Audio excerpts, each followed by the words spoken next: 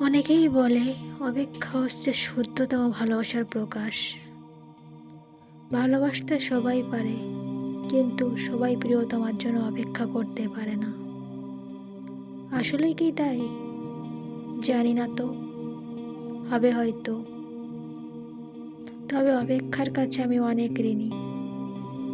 প্রিয়তমার জন্য অপেক্ষা আমাকে পাখির মতো সহজ হতে শিখিয়েছে, শিশুর মতো আবির হতে শিখিয়েছে, আকাশের মতো বিশাল হতে শিখিয়েছে, ফুলের মতো স্নিগ্ধ সুন্দর হতে শিখিয়েছে।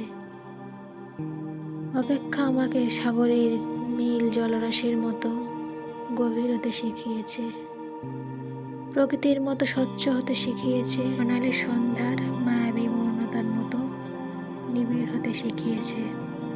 শেষ পর্যন্ত অপেক্ষা আমাকে কবিতার মায়াবী অনিত্য ভুবনের কাছে নিয়ে গেছে।